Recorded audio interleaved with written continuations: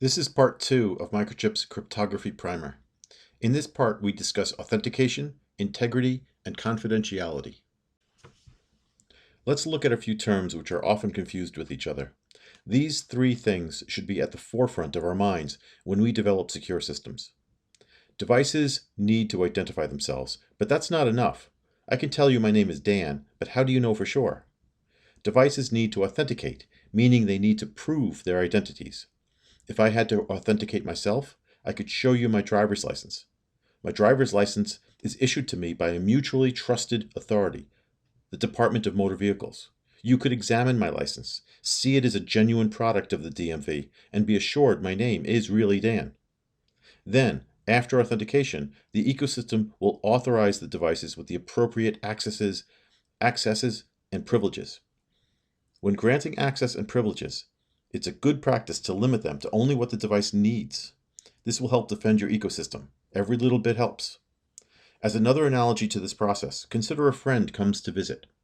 They knock at your door and identify themselves. Maybe they have a cold, or there's some other reason you don't recognize their voice. So you ask them a question only they could answer. Once satisfied they are truly your friend, you open the door and invite them into your living room, maybe the kitchen. Of course, you let them use the bathroom. But you typically don't invite them into the bedroom or allow them access to your safe. You grant access to only those regions of your home which are appropriate for that particular visitor. Let's look at authentication a bit closer. When something authenticates, it means it is what it claims to be. Non-repudiation is a stronger form of authentication. It proves the specific origin of a message or data. Attestation is also a form of authentication. It's used in secure boot and firmware updates. It assures code has not been tampered with. There can be local attestation and/or remote attestation. An example of local attestation would be a secure boot. An example of remote attestation is a remote host asking the device for proof it's still running 100% genuine code. We'll get into the mechanisms for attestation later in this presentation. The priority of cryptographic functions.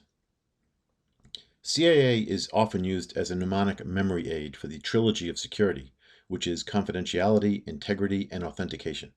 It makes sense. CIA makes us think of the Central Intelligence Agency. Central Intelligence Agency makes us think of security. By the way, you may have heard CIA defined as confidentiality, integrity, and availability. Availability is used when speaking in terms of cybersecurity. We use authentication when in the context of hardware-enforced embedded security. Now let's consider the actual functional priority for that trilogy. It's actually AI and sometimes C. In practical applications of cryptography, we first authenticate a message, then we check its integrity. Finally, we make the message confidential by obfuscating it in some way, but only if the payload has value and we need to protect it.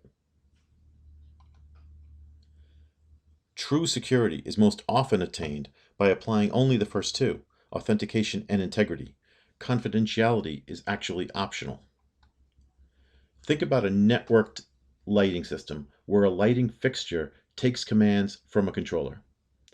If the fixture can trust a message came from its controller and nowhere else, and if the fixture can verify the integrity of that message, does it really matter if the actual command was in the clear?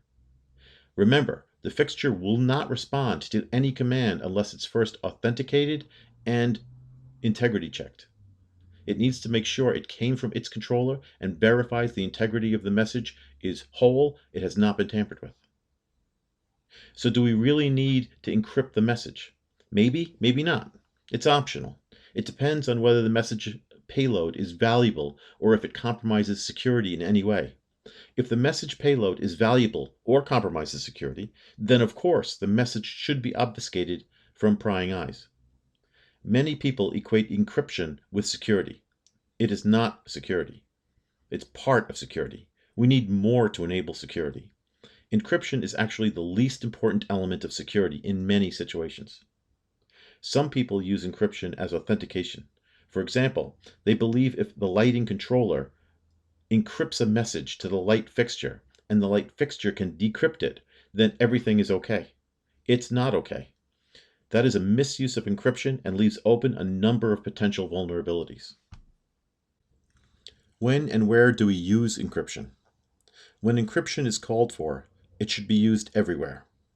Remember that anywhere you use encryption in the stack, it only protects that level and below.